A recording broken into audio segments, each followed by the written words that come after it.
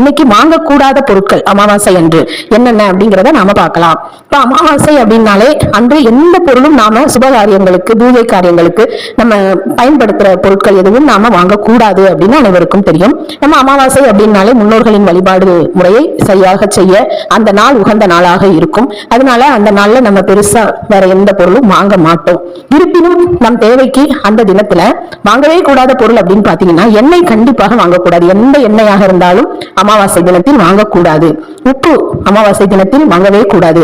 மாவு பொருட்கள் அதாவது கோதுமை மாவு மைதா மாவு இந்த மாதிரி மாவு இருக்கு இல்லையா, அது வாங்கவே கூடாது அமாவாசை அன்று.